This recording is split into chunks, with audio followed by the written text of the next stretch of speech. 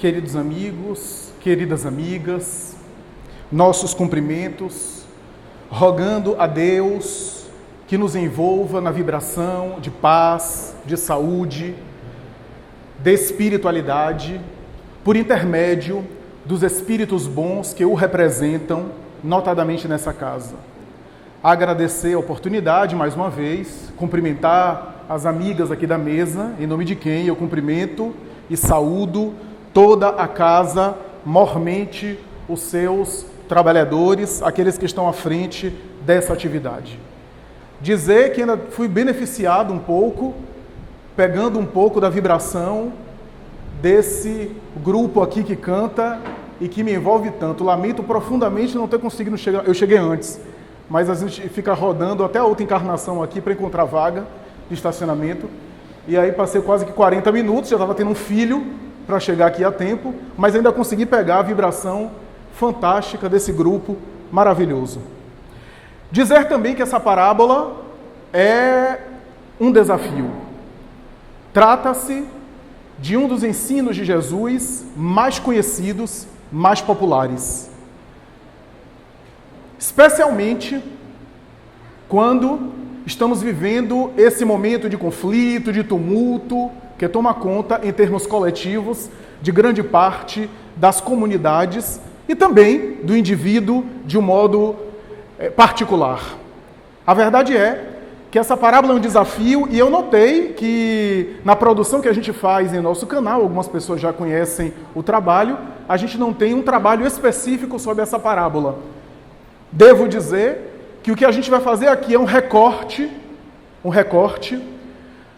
tentando levantar aqueles elementos que nós consideramos aqui talvez os mais relevantes, os mais importantes, mas certamente, eu já antecipo dizer, que esqueceremos ou não citaremos ou não mencionaremos toda a riqueza dessa parábola. Tem muito mais coisa do que esse tempo que nós dispomos para falar sobre esse assunto permite. Essa parábola é muito rica, se escreveu muito sobre ela, se discutiu muito sobre ela, e o que nós tentaremos aqui, numa primeira tentativa, e quem sabe em próximas oportunidades a gente voltar a esse tema, tentar ir enriquecendo, aprofundando e resgatando o máximo que a gente consegue, mas certamente sempre será insuficiente, porque quanto mais a gente amadurece, quanto mais a gente cresce, mais a gente consegue penetrar no ensino de Jesus e retirar camadas cada vez mais profundas,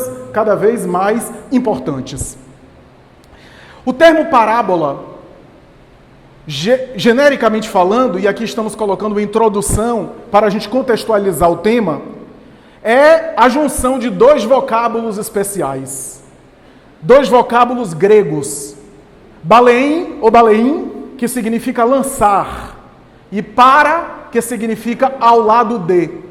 Parábola, portanto, significa lançar ao lado, o que significa dizer, nessa etimologia original do vocábulo, essa acepção da expressão, da definição da palavra, a semântica da palavra parábola, já insinua que é uma explicação ao lado de, que é lançar ao lado para explicar o assunto de uma maneira indireta, de uma maneira não frontal, porque talvez a parábola encerre um ensinamento muito maior que o texto escrito, formal e direto não consegue explicar.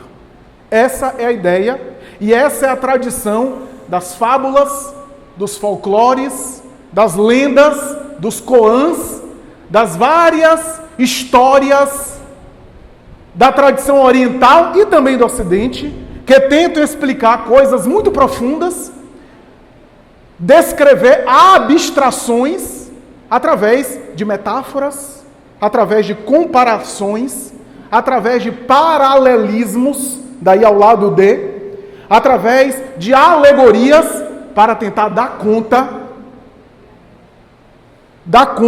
daquilo que o texto direto e frontal não consegue dar conta. A parábola na antiga Grécia, na tradição ocidental e mais tarde no Oriente, era um gênero literário e como gênero literário era utilizado na cultura tanto religiosa como profana.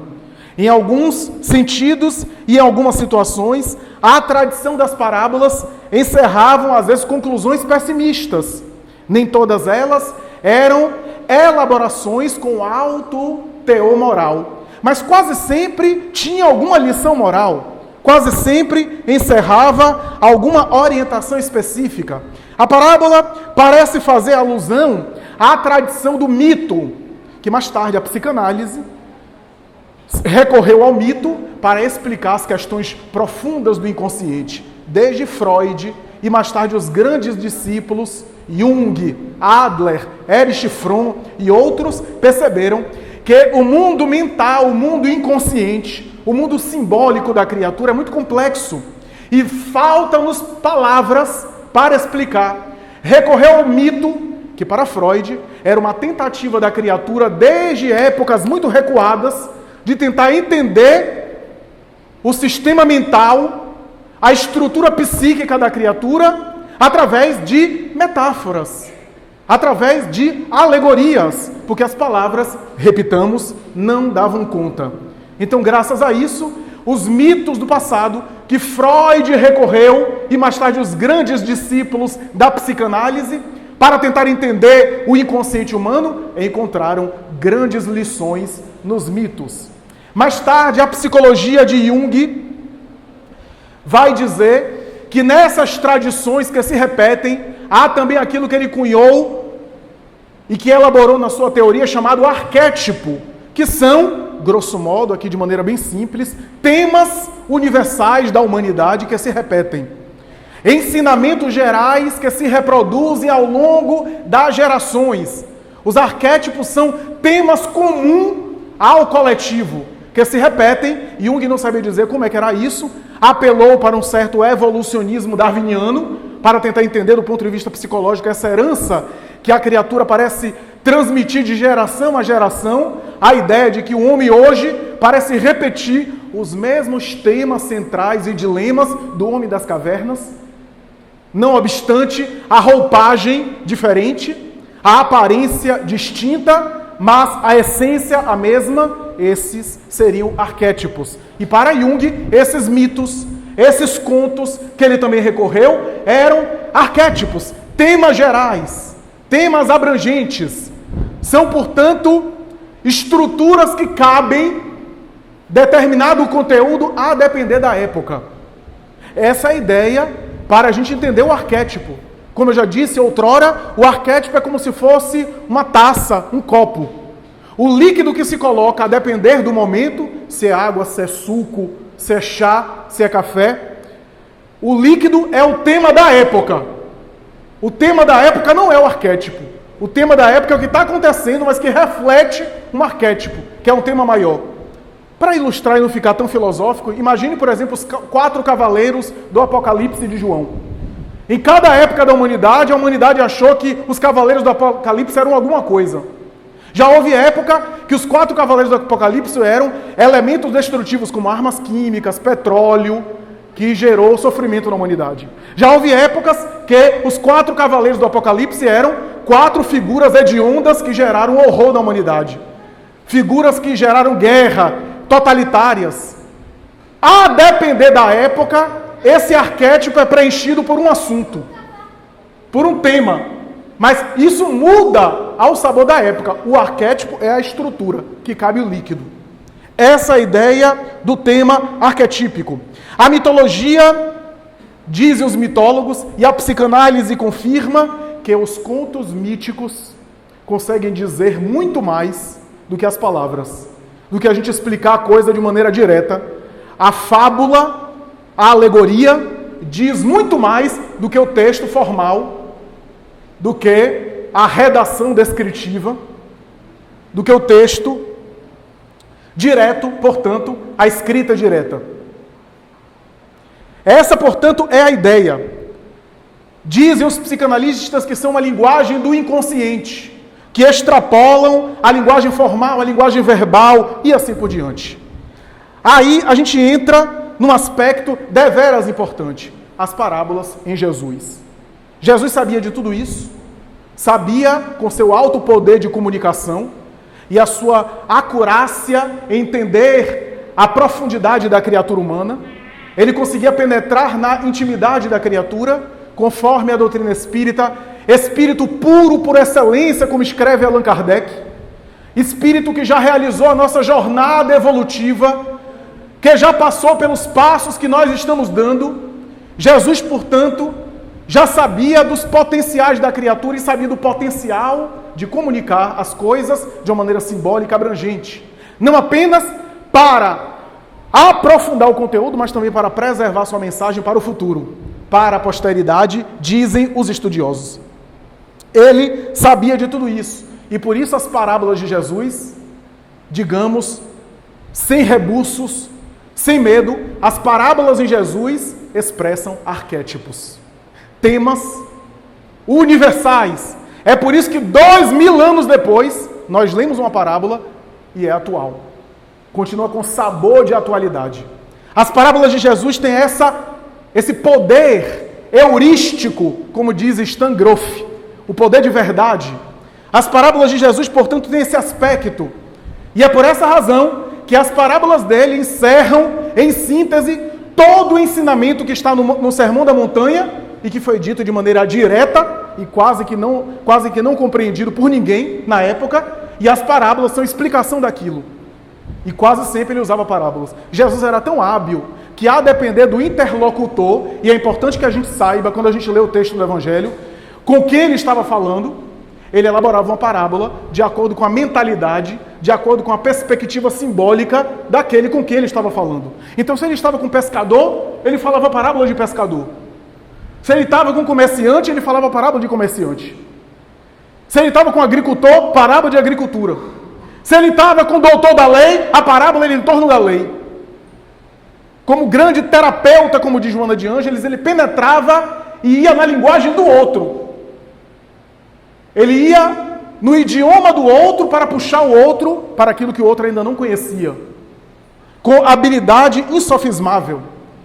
A parábola do filho pródigo, conhecida como filho pródigo, porque eu vou começar já dizendo, já antecipando algumas coisas. Até o nome da parábola é polêmico, porque é discutido até hoje. Alguns até hoje rejeitam, e a gente vai falar isso aqui, rejeitam o nome filho pródigo, que parece ter sido dado esse título depois.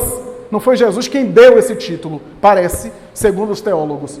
Porque parece que o título não é nem preciso falar de parábola do filho pródigo, mas que o seja. É a expressão que tomou conta.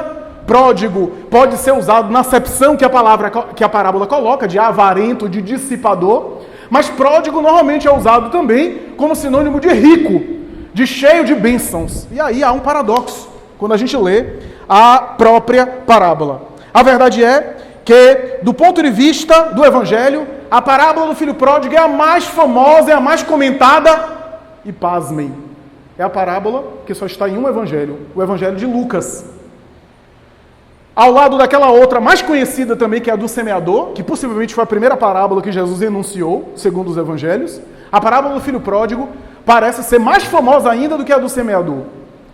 Porque a parábola do filho pródigo parece encerrar um grande arquétipo, um grande tema, a ponto de um estudioso da Bíblia chegar a dizer que a parábola do filho pródigo encerra a síntese de todo o Evangelho. Há um autor bíblico, e a Bíblia de Jerusalém aponta para isso, chega a dizer que a parábola do filho pródigo é um Evangelho dentro do Evangelho. Porque encerra, digamos assim, a síntese daquilo que Jesus queria dizer, e a gente vai tentar explicar isso daqui. Há autores, e a própria Bíblia de Jerusalém, a tradução de Haroldo Dutra Dias e outros, preferem hoje a expressão parábola dos dois filhos, porque não havia apenas um filho, mas dois filhos. E esse é uma das sutilezas da parábola, mas não apenas isso. Há autores que nem esse nome preferem outra nomenclatura, prefere a ideia do Deus pródigo, o Deus que era pródigo, né? O Deus que era cheio de bênçãos, e assim por diante. A parábola, portanto, tem alguns aspectos que é importante a gente aqui considerar. Um deles é que ela está no Evangelho de Lucas, como nós dissemos. O Evangelho de Lucas é o Evangelho que Anak, pensador protestante, chegou a dizer que é o mais encantador livro da humanidade.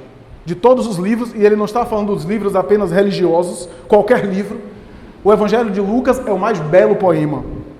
E isso parece ser ratificado por outros pensadores. O Evangelho de Lucas é classificado por alguns como o Evangelho da misericórdia, o Evangelho da compaixão, enquanto de Mateus fala para o público hebreu, defendendo de que Jesus era o Messias, enquanto Marcos escreve o Evangelho de Pedro. O Evangelho de Marcos é a testemunha de Pedro, de Simão Pedro, que ditou a Marcos para Roma, para o Império Romano, um evangelho sucinto, enfatizando os milagres, porque Roma estava interessada em fenômeno. Enquanto o Evangelho de João é uma linguagem mística, feita de símbolos espirituais, falando muito mais a individualidade espiritual, como diz Pastorino, o Evangelho de Lucas fala da compaixão e da misericórdia, do acolhimento a todos. O Evangelho de Lucas, nós sabemos hoje, porque isso é discussão e isso é motivo de bate-cabeça entre os teólogos, mas nós espíritas sabemos, por uma informação preciosa do Espírito Emmanuel, na obra Paulo Estevão, que o Evangelho de Lucas predominantemente é uma narrativa de Maria de Nazaré, a mãe de Jesus. Em uma bela cena histórica, quando o apóstolo Paulo está sendo preso, Paulo diz a Lucas mais ou menos assim: se eu tivesse tempo, eu também escreveria um texto evangélico, um texto do Evangelho, falando sobre tudo aquilo que eu já ouvi e que me descreveram sobre a vida de Jesus, mas não terei tempo, logo mais serei condenado. Lucas, escreve tu um texto, vai até Éfeso, na igreja onde João, o futuro evangelista, está lá, e conversa com a mãe do Senhor, porque ela ainda está na terra, ouve-lhe as memórias. E Lucas mais tarde faz isso. Vai até a igreja de Éfeso, conta Emmanuel, e encontra não apenas Maria de Nazaré, mas Maria de Madalena, e ouve o depoimento das duas, e escreve o Evangelho da compaixão, da misericórdia. Essa é uma informação importante para entendermos uma parábola que é muito complexa, muito rica. É tão rica que há um livro da coleção psicológica de Joana de Ângeles, um livro específico, Em Busca da Verdade, que praticamente o livro todo é uma interpretação psicológica junguiana sobre a parábola do filho pródigo, onde ela se apropria dos que a gente não vai aqui fazer essa análise de Joana, porque senão só no próximo carnaval, para a gente acabar, porque é muita coisa, mas ela coloca os elementos ali como sendo também elementos simbólicos, como se Jesus também dissesse algo do interior. O filho como ego, o pai na casa como self. Quem é psicanalista vai entender facilmente, quem não é, depois procura. O filho mais velho que fica assombra o inconsciente. E assim por diante. Então tem vários elementos que ela coloca e que ela tenta examinar ali. A verdade é que a gente precisa primeiro, como diz Kardec, em O Livro dos Espíritos e mais tarde o Evangelho, entender o contexto. Entender o contexto da parábola. E o primeiro contexto que a gente gostaria de dizer é que essa parábola do filho pródigo faz parte de uma trindade de 3 parábolas que Jesus falou e que tem o mesmo tema, mas das 3, a do filho pródigo é a mais completa. A parábola da moeda perdida, da dracma perdida, a parábola da ovelha perdida, que parece ter sido a primeira, e a parábola do filho pródigo. Detalhe, é importante também entender isso. Jesus estava numa aldeia, aliás, ele vivia entre aldeias. Cafarnaum é uma aldeia, Nazaré é uma aldeia, não se sabe direito, parece-me que ali próximo, alguma aldeia da Galileia, só para você ter uma ideia, os melhores estudiosos do Antigo Testamento e do Novo Testamento especulam que na época de Jesus, Cafarnaum, que era a cidade que Jesus fez a maioria do seu discurso ali em Cafarnaum, diante do mar da Galileia, deveria ter, no máximo, sendo muito otimista, 50 casas. 50 é menor que muito bairro de Salvador. Era ali que o guia espiritual da Terra, que o construtor do planeta terrestre, escolheu para transmitir sua mensagem. Veja que, portanto, a gestão de pessoas e a logística de administração de Jesus é diferente do marketing da propaganda nossa. Porque o alcance dele era pequenininho ali. Mas porque ele não estava dando uma mensagem convencional. Ele estava falando de uma mensagem que reverberaria ao longo dos séculos. E ele sabia que necessitaria de tempo. Então não haveria por que ele sair para aí fazendo uma espécie de difusão em massa. Não era essa a ideia. Então ali, naquela região, possivelmente numa aldeia pequena, de pessoas ligadas ao campo, Jesus faz essas 3 parábolas. Todas as 3 falam de desvinculação e mais tarde reencontro. Parece, segundo um estudioso, que da ovelha perdida, ele estava falando para pastores da aldeia. Porque na aldeia havia pastores que cuidavam de ovelhas. Então estava falando a linguagem dos pastores. Qual é o pastor que não larga suas 100 ovelhas para ir atrás de uma que se perdeu e fica contente de achar a perdida? Depois, ele se dirige, possivelmente, a donas de casa, falando da moeda que se perdeu. E alguns a atribuem, que ele não está falando apenas da dona de casa que administrava os recursos para dar de comer aos seus filhos. Mas, possivelmente, a moeda que se perdeu era um filho.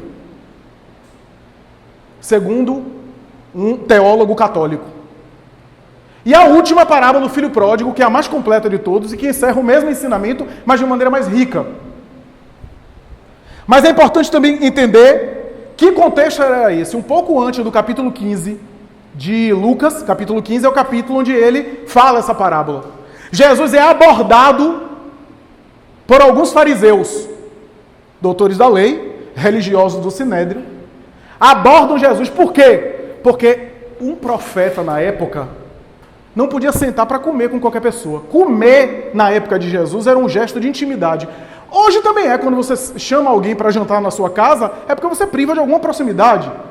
Você não vai chamar as inimigas para comer na sua casa? Assim se supõe. Mas, na época de Jesus era muito maior, porque era religioso. Havia o gesto de lavar as mãos, entre várias orações e recitação de salmos. Havia uma série de rituais, e a pessoa quando sentava na mesa para comer, até porque não era talher, era de mão mesmo, na cumbuca, ou seja, era algo que tinha a ver com higiene e com se misturar, havia de intimidade. Um profeta não apenas não comia com qualquer pessoa, não falava com qualquer pessoa e muito menos tocava em qualquer pessoa. E Jesus desobedecia toda essa etiqueta preconceituosa da época. Os fariseus abordam ele, porque ele estava sentando com publicanos, que eram detestados, eram considerados pessoas mundanas, pessoas materialistas. O texto diz assim, publicanos e pecadores, ou seja, pecadores, pessoas que eram consideradas socialmente erradas, do ponto de vista da ética na época. Os fariseus abordam Jesus, e Jesus então conta essas 3 parábolas, parecendo direcionar vários públicos. Deveria haver, como diz um grande teólogo, vários públicos da aldeia, donas de casa, pastores, etc. Ele conta 3 parábolas, cada um direcionado para uns. E a parábola do filho pródigo parece ter sido direcionada para todos, e em especial para os fariseus que estavam propondo aquela questão. A parábola do filho pródigo. Porque a inquietação dos fariseus é de sentar com publicanos e com pecadores, e se relacionar com eles, sendo um profeta e considerado por muitos Messias. O Espírito Emmanuel, através do médium Chico Xavier, na obra Fonte Viva, tem uma mensagem que ele resume de uma maneira espetacular a tarefa de Jesus. Ele diz que a tarefa de Jesus na Terra era apresentar a ciência divina da ligação com Deus. Ou seja, não é uma coisa simples. Ligação com Deus. Em que se constitui a ligação com Deus? Em muito tempo a gente achou na religião que a ligação com Deus é essa conexão que a gente estabelece através do ritual, de prática religiosa, do culto externo. E assim a gente se viciou ao longo dos milênios. Mas Jesus queria demonstrar que a ligação com Deus se processava de um outro modo. E não é uma tarefa fácil, porque quando a gente fala no sentido convencional, como é que se ligar com Deus? Fazer uma oração. Isso é muito simples. A oração faz parte do pacote, mas não é só isso. E aqui, com o conhecimento espírita, a gente tem duas alternativas que, na verdade, elas se conectam, elas não são excludentes. Elas, na verdade, se complementam. Uma delas é mais psicodinâmica, mais momentânea, mais atual, que é o seguinte: você muda de vida, renova a sua paisagem mental, você muda de atitude, faz a reforma moral, como diz no Espiritismo, e você eleva o seu padrão vibratório, age no bem, você sintoniza com Deus, você se vincula a Deus. Ou seja, você está fazendo aquilo que Jesus recomendou, que é a ciência divina de ligação com Deus. Através do quê? Da sua mudança. Tá certo? Tá. Mas você pode entender também a ciência divina de ligação com Deus de maneira mais profunda e mais a longo prazo, a ponto de não ser suficiente ou não se encerrar em uma encarnação. Se você compreender a ciência divina de ligação com Deus como sendo um processo de transcendência espiritual, nem sempre você vai conseguir em uma única existência. Ou seja, essas duas coisas se complementam. Você pode começar agora, através da conexão com Deus, na mudança de atitude, e mais tarde a conexão mais absoluta, ou mais profunda, quando você se tornar espírito superior, e mais ainda espírito puro, que é a perfeita identificação com o Pai, que era a condição do próprio Jesus. Essa é a ideia, e uma coisa complementa a outra. Aí a gente pega o texto de Lucas, e o texto de Lucas, peço licença para ler. Ele diz assim: e disse, certo homem tinha 2 filhos. O mais novo disse ao pai: Pai, dá-me uma porção que me cabe na herança. Ele repartiu os recursos entre eles. Não muitos dias depois, reunindo todas as coisas, o filho mais novo se ausentou da sua propriedade para uma região distante e lá dissipou o seu patrimônio, vivendo dissolutamente. Depois dele gastar todas as coisas, houve naquela região uma fome severa e ele começou a passar necessidade. E partindo, associou-se a um dos cidadãos daquela região, que o enviou aos seus campos para cuidar dos porcos. Ele desejava se saciar com as alfarrobas que os porcos comiam, mas ninguém lhe dava. Mas, caindo em si, disse: quantos assalariados do meu pai têm abundância de pães, e eu aqui morro de fome. Após levantar-me, irei a meu pai e lhe direi: Pai, pequei contra ti e contra o céu. Não sou mais digno de ser chamado de filho. Faze a mim como dos teus assalariados e funcionários. Levantando-se, dirigiu-se ao seu próprio pai. Estando ele ainda longe, seu pai o viu, se compadeceu, correu, lançou-se sobre o pescoço dele e o beijou repetidamente. Disse-lhe o filho: Pai, pequei contra o céu e diante de ti. Não sou mais digno de ser chamado teu filho. Disse o pai para os seus servos: trazei para fora a principal estola, que quer dizer roupa, indumentária, vestiu, dai um anel para a sua mão e sandálias para os pés. Trazei o novilho cevado, sacrificai-o e nos deleitemos, comendo. Porque este meu filho estava morto e reviveu, estava perdido e foi encontrado. E começaram a se deleitar. O seu filho mais velho, porém, estava no campo. Assim que chegou e se aproximou da casa, ouviu música e dança. Convocando um dos servos, informou-se sobre o que seria isso. Ele lhe disse: o teu irmão chegou e teu pai sacrificou o novilho cevado, porque o recuperou saudável. Ele ficou irado e não queria entrar. O seu pai, porém, saindo, o exortava. Em resposta a seu pai, disse: eis que te sirvo há tantos anos, jamais negligenciei um mandamento teu, e nunca me deste um cabrito sequer, para me deleitar com os meus amigos. Quando chegou este teu filho, que devorou os teus recursos com prostitutas, sacrificaste para ele o novilho cevado. Ele, porém, lhe disse: filho, tu estás sempre comigo, e todas as coisas minhas são tuas. Era necessário, porém, nos deleitarmos e alegrarmos, porque este teu irmão estava morto e reviveu, estava perdido e foi encontrado. Não sei se você percebeu, mas o irmão mais velho tem problemas também. Tem sérios problemas. Que ao longo dos tempos, o povo não percebeu isso. Só ficou focado no filho que saiu de casa. E se esqueceu naquele que ficou dentro de casa e que tinha sérios problemas. E esse é um dos segredos da parábola. Um dos segredos da parábola. Bom, há um livro chamado Parábolas de Lucas, do autor Kenneth Bey. Eu consegui adquirir só por essa palestra. Na verdade, eu peguei emprestado de um amigo que não dava tempo de chegar ao livro. Esse livro é sensacional, de linguagem fácil. Ele é um teólogo americano, já morreu, Kenneth Bey. E ele fez uma coisa extraordinária. Ele pegou as parábolas do Evangelho de Lucas, como outros textos bíblicos, chegou lá naquela região do Oriente Médio, da Síria, pegou os religiosos da época, rabino, pessoas, né, ligadas à tradição religiosa de Israel, e aí lia essa parábola cristã, ou outros textos, e perguntava às pessoas da região, o que você achou?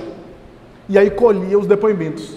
Porque muito do que Jesus falou tinha a ver com a cultura, tinha a ver com as coisas que ele estava passando, o ensinamento que é para todas as épocas, mas era a linguagem e tinha que se apropriar dos elementos da cultura da época, do vocabulário, para ilustrar e para que as pessoas entendessem. E o ponto alto desse livro é quando ele examina a parábola do filho pródigo. Kenneth Bey é um dos primeiros que defende a ideia de que é a parábola dos 2 filhos. E ele também vai dizer, entre outras coisas, que quem ouvia Jesus era camponeses,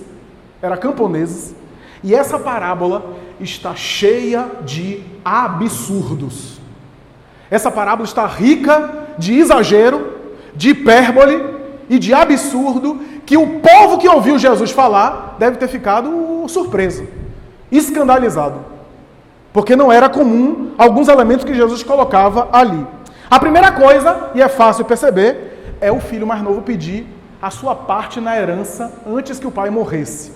Isso a maioria dos autores fala. Por quê? Naquela época, cultura patriarcal, o pai era o gestor dos bens. Tradição tribal e gregária. Ficava aglutinado sobre a família. Você chegar e pedir a herança do pai antes do pai morrer, já era um negócio sério. Era um erro sério. Era uma coisa desonrosa. Diz Kenneth Bey em uma nota dizendo assim, o filho estava querendo dizer ao pai, em outras palavras, que desejava a morte dele. Que desejava que ele morresse. E isso era que o judeu da época entendia com pedir a parte na herança. Gravíssimo. Esse era o primeiro. O segundo é pior ainda, ele querer sair de casa. Ficar com a sua parte, o seu patrimônio que lhe pertencia, já era sério. Agora, pegar esses bens e sair de casa era pior. Por quê? Porque não se saía de casa. Mesmo quando o pai morria, ou o pai ficando, mesmo que se casasse, ia se aglutinando em torno da figura patriarcal. Até para sobreviver. Porque não havia, assim, patrimônios, grandes patrimônios na época. O que valia era terra. Dinheiro não valia tanto quanto terra na época. Moeda não valia tanto quanto terra. Não era bom negócio, por isso não era fácil, um outro ponto, não era fácil vender terra. Não era fácil. Porque se colocava um valor que as pessoas normalmente não tinham e as pessoas normalmente não queriam vender terras. Então esse era um outro ponto. Um ponto importante. E um outro ponto é o seguinte, quando ele pede e ele fala que ele vai sair de casa, que ele sai de casa, ele está expondo uma ruptura na unidade familiar, ele está desagregando a família, está expondo isso para a comunidade, porque a comunidade vai saber, vai ficar sabendo, ele pega o patrimônio e sai. Então ele gerou um caos na família, ele depredou e segregou a família, o patrimônio da família, porque, repito, a família ia se aglutinando. Quem morria, morria, e quem ficava, continuava ali, até por uma questão emocional, de respeito, de tradição, a casa paterna ficava para os filhos, para os netos, né? Ia se aglutinando. Então ele fez 2 erros muito sérios, e claro, mais ainda é a consequência. Primeiro, quando ele pega o seu patrimônio, e ele pede a sua parte da herança, sai, ele já expõe isso, porque todo mundo fica sabendo que ele está pegando uma terra que era do pai para usar para si mesmo. Então fica exposto. A comunidade, a aldeia fica sabendo que ali havia um problema familiar. Havia um conflito familiar. E ao vender a terra, aí que fica público mesmo. Olha, ele está vendendo a terra ali. A terra que é dele na herança. Então todo mundo ficava sabendo.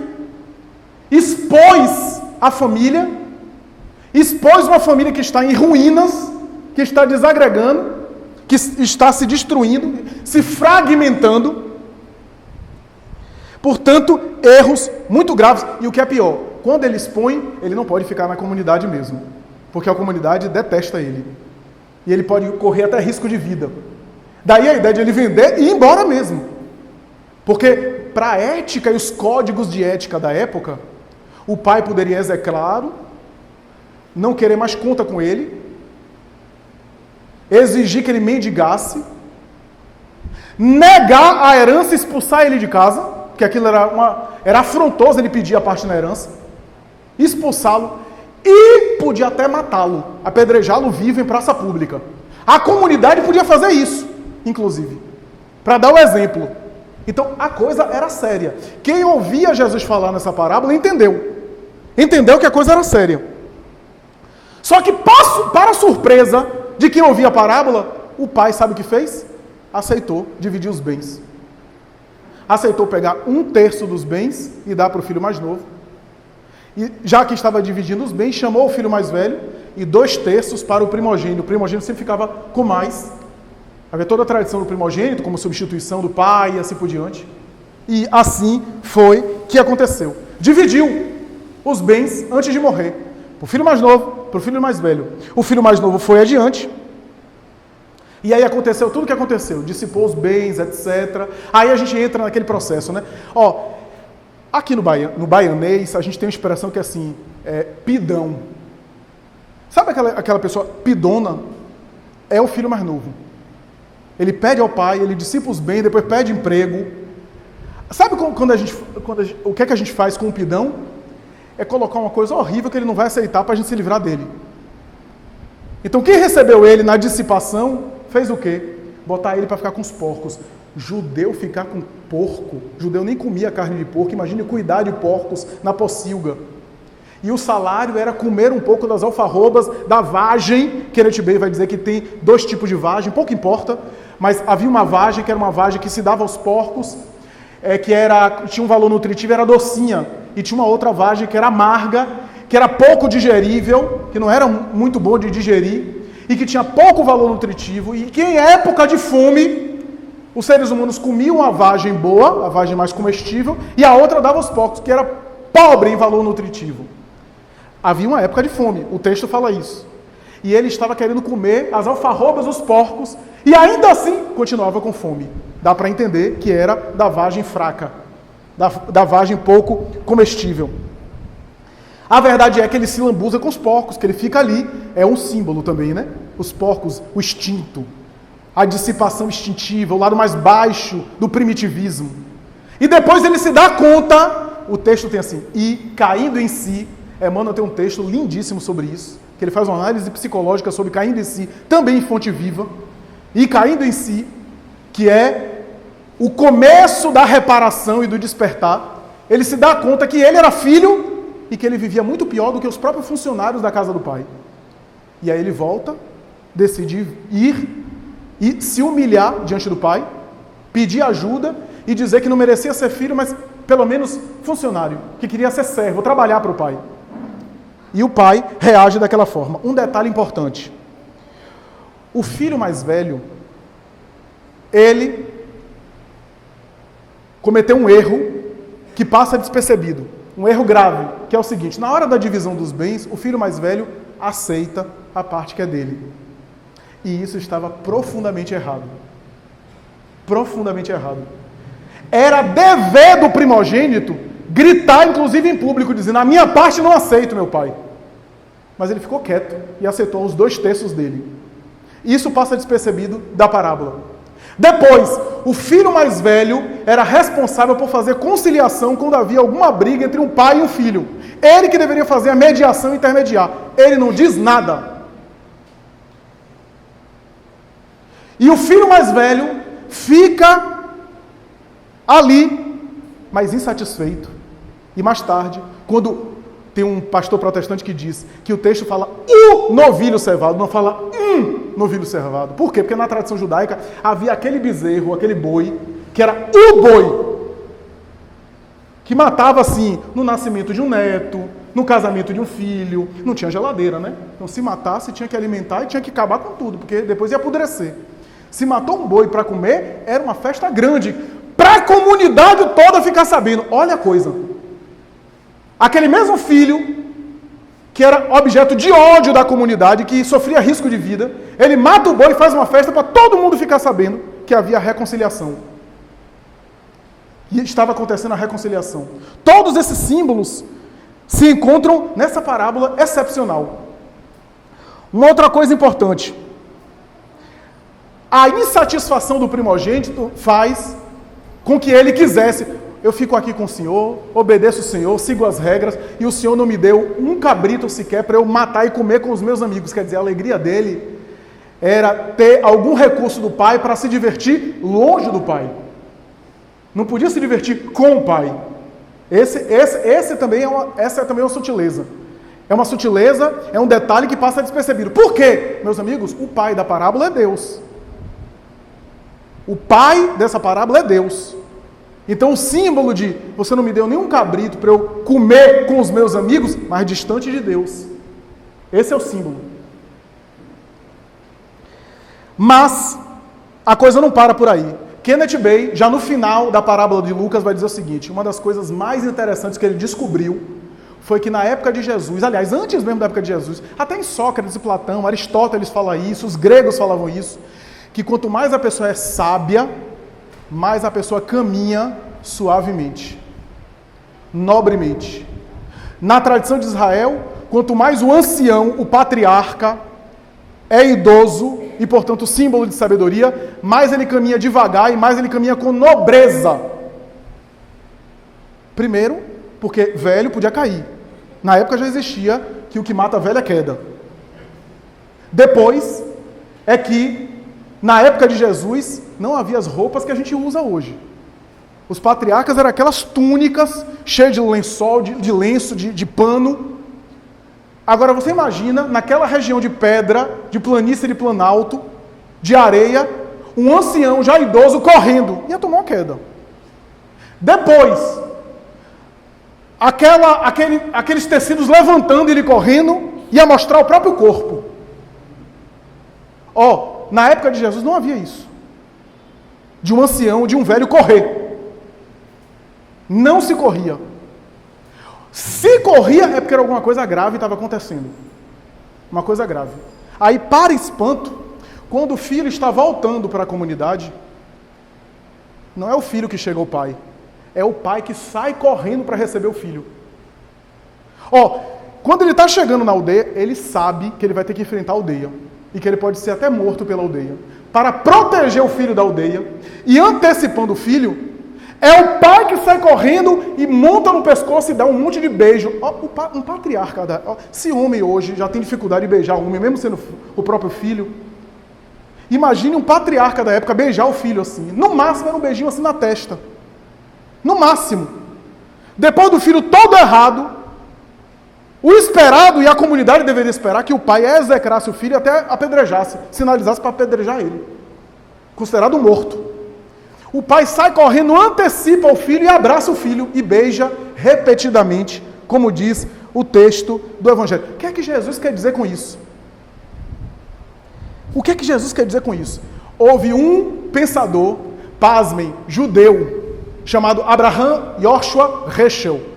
Esse pensador tem um livro formidável, eu nem sei se ele já desencarnou, se ele ainda está encarnado.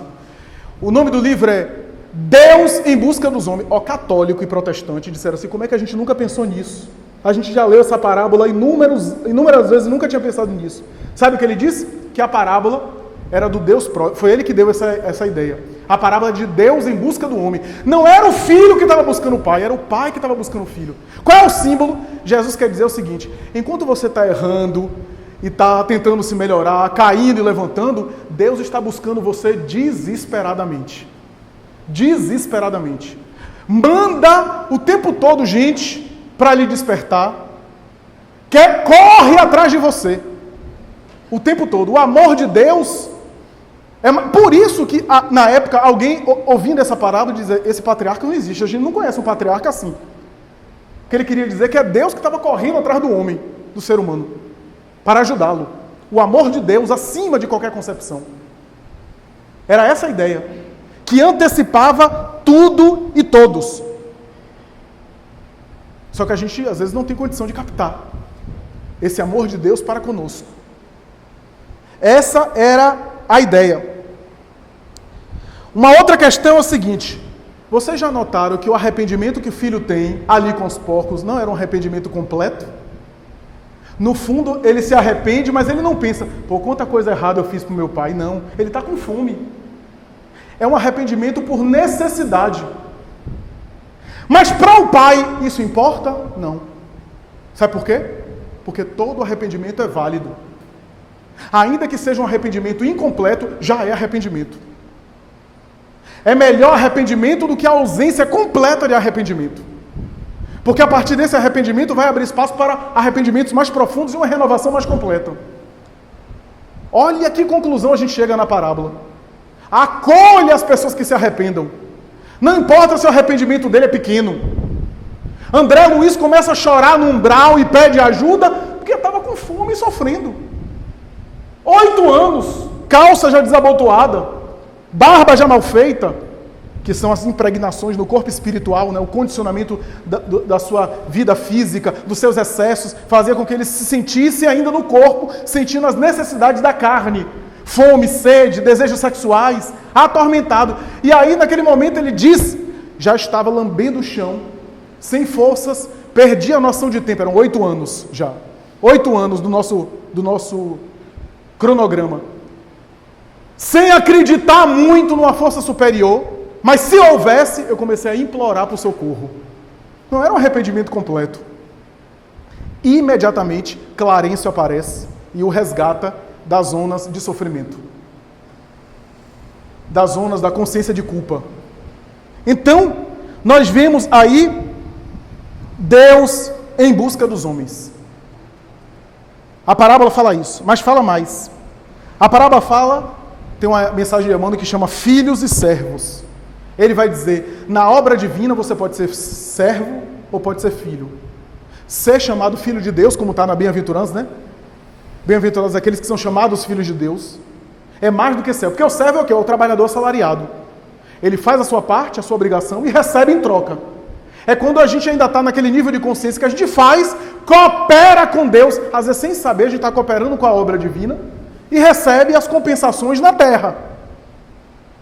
Mas ser filho de Deus é amadurecer para um grau de consciência maior e perceber que se está colaborando e não é apenas um assalariado que recebe uma parte, mas que participa da herança do Pai. É o espírito já evoluído. É o espírito que não faz conta. Sabe aquela conta de calculadora? Olha, eu visitei não sei quantos orfanatos, vou ver quantos créditos eu tenho aqui para saber se eu já tenho direito a uma casa com piscina em nosso lar. Não, é o espírito que já superou essa contabilidade espiritual. Faz o bem, pelo prazer de fazer o bem. De estar cooperando porque é herdeiro de Deus. O pai vê o filho se humilhando e ele se humilha também. Ele não diz, vá lá e vista alguma coisa. Ele pede aos servos para dizer para a comunidade ali que era filho e que continuava filho. Tragam a roupa, a melhor roupa para ele. O anel, que é símbolo de autoridade em Israel. A sandália, só quem caçava a sandália eram os donos da casa. Os funcionários ficavam, os servos, os escravos ficavam descalços. É o símbolo que ele estava sendo admitido como filho. Como filho. Aqui, lembra que eu falei que tem um contexto para essa parábola, e esse contexto é qual? Porque Jesus sentava para comer com publicanos e com pecadores, ou com pecadores, vamos colocar só o termo pecadores, homens do mundo material, homens considerados errados. Lembra que a parábola começou assim? Aqui, há uma colocação que a gente precisa fazer. É o seguinte: o filho mais velho, que estava presente na casa do pai, nunca esteve presente. Se você comparar o filho mais velho com o filho mais novo, o filho mais novo pelo menos teve a coragem, ou teve a atitude de dizer o que queria, se mandar com dinheiro. O filho mais velho sempre teve essa vontade, mas não falou. Sabe por quê? Por hipocrisia. Para querer ficar bem com o pai. Mas no fundo nunca esteve ali na casa. Sempre esteve com a alma em outro lugar. Lembra que eu falei que a missão de Jesus foi resumida por Emmanuel na ciência de ligação divina com Deus? Você acha que esse filho mais velho, que ficou na casa do pai, estava conectado com o pai? Estava na casa, não saiu da casa, mas ele se relacionava com o pai, ele estava distante do pai. Aliás, não apenas isso, Emmanuel, em uma outra mensagem, vai dizer, não vai dizer com essas palavras, eu que estou dizendo dessa forma, porque Emmanuel, na verdade, falou uma coisa que Kenneth Bey falou anos depois. Veja como Emmanuel antecipou essas coisas. Kenneth Bey chegou a essa mesma conclusão. Sabe o que Jesus quis dizer com essa parábola? Que dos dois filhos, o mais afastado do pai era aquele que ficou em casa. Sabe o que ele queria dizer? É que o publicano, o pecador, era o filho mais novo. E o fariseu era o filho que estava dentro de casa. O fariseu é aquele que fica na casa de Deus. É aquele que está na religião. Mas às vezes está muito mais distante do que aquele que é pecador. Olha que mensagem que Jesus colocou. Olha que bofetada moral ele deu nos fariseus. Que lição que ele falou aos fariseus. Aquele que estava próximo do Pai estava muito mais distante de conexão, de ciência divina, de conexão. Ele quis dizer que há dois tipos de atitude: a atitude do pecador e a atitude do fariseu. Que o pecador, Emmanuel diz isso na mensagem, o pecador, pelo menos o filho mais novo, ó o símbolo, o filho mais novo é o quê? Espírito mais infantil, portanto mais ignorante, tem menos compreensão, é mais novo, é mais jovem, espírito mais novo, portanto menos responsabilidade também, porque não amadureceu. O filho mais velho, símbolo do fariseu, é o quê? A pessoa religiosa, a pessoa que já tem conhecimento, que já tem compreensão, portanto a responsabilidade é maior. Mas sabe o que é pior? É porque o filho mais novo pelo menos era escancarado, errou, se arrependeu, se deu conta do erro, e a Emmanuel vai dizer, estava em posição muito melhor, porque já tinha a bênção do arrependimento e da renovação. E o outro estava mascarado pelo orgulho, pela virtude, a aparente virtude do orgulho. O orgulho de uma virtude religiosa, que é aquela parábola do fariseu e do publicano. O fariseu olhando para cima e agradecendo ao Senhor e dando oferenda ao templo. E o publicano de olhos para baixo, pedindo perdão e dizendo que não era digno de se dirigir a Deus. E Jesus diz que o segundo estava perdido e o primeiro estava justificado. O que significa dizer que o publicano... Tem uma freira católica que ela vai dizer o seguinte, a parábola diz que quanto mais se olha para baixo, mais próximo de Deus está. Quanto mais se acredita que estamos próximo de Deus, mais distante estamos. É o paradoxo da humildade. E quanto mais a gente se sente distante de Deus, mais próximo a gente está. Porque o orgulho nos afasta da divindade, nos cega, como diz Allan Kardec. Então a mensagem era para o fariseu, para a verdadeira humildade. Relação com Deus é uma relação interior, é isso que Jesus quis dizer. Porque espiritualismo, como diz Emmanuel, é a doutrina. É aquilo que a gente está fazendo aqui. O que a gente está fazendo aqui? A gente está fazendo espiritualismo, ou espiritismo. Ou seja, a gente está conversando, a gente está refletindo, a gente está conhecendo, a gente está adquirindo mais conhecimento e informação. Isso é espiritismo e espiritualismo. Mas espiritualidade é a quantidade disso que já está dentro. É o quanto a gente já colocou por dentro. É o quanto essa bagagem já faz parte dos nossos sentimentos. É isso que Jesus quis dizer. Relação com Deus. Relação com a divindade. Portanto, meus amigos, a parábola não fala de um filho que se vai. Fala de uma complexidade e de conexão. O quanto estamos conectados com a divindade. Não sejamos fariseus. A parábola fala o seguinte, que talvez você que está na tarefa mediúnica, você que está no passo, vou falar da minha tarefa, e me incluindo também, você que está fazendo palestra, talvez alguém que está se dissipando e que está na sensualidade, nos excessos, talvez esteja mais próximo de Deus do que você, a depender de como você maneja a sua religiosidade. É isso que Jesus quis dizer. Jesus colocava a compaixão acima desse rigor austero da religião para fora. Jesus inverteu o paradigma, a lógica do quanto é religiosidade, do quanto há religiosidade em nós. É isso que Jesus quis dizer nessa parábola. E por fim, para concluir, eu gostaria de dizer o seguinte, Jesus fala na parábola o seguinte, em outras, porque Kenneth Bey acaba a obra falando disso. Ele fala o seguinte, primeiro, ele diz que a lição da parábola diz que se Deus com o mínimo de arrependimento, acolhe os seus filhos, porque eu não vou acolher. Depois, a parábola fala que não há tamanho para medir o perdão. Terceiro, a parábola recomenda: ame, e ame intensamente. Não ame com essa postura de dolce far niente, não estou fazendo nada. Essa postura de espírito evoluído. Ame de maneira afetuosa, que é o símbolo do pai que chega e beija o filho. Não importa se você é mal interpretado. Não importa se você é mal incompreendido. Faça o bem, sirva. Essa é uma das lições da parábola. Mas, sobretudo, atente ao nível de conexão que você está estabelecendo com o alto, com a divindade. Isso é de você para com você mesmo. Ninguém vê, ninguém consegue pegar, ninguém consegue mensurar, senão porque as lutas são internas. O processo de aprimoramento é interior. É por essa razão que a parábola fala dessa dicotomia de um filho, de outro, do pai do meio, e da necessidade de comunhão com Deus, da necessidade de relacionamento com Deus, da necessidade de interação com Deus, de conexão com Deus, através do bem que se faz, através da reforma que se opera, através da ação que se prodigaliza, através do quanto você cresce por dentro, portanto, introjetando e assimilando espiritualidade para nossas vidas, para a sua vida, para a minha vida, para a vida de todos nós. Muito obrigado, muita paz.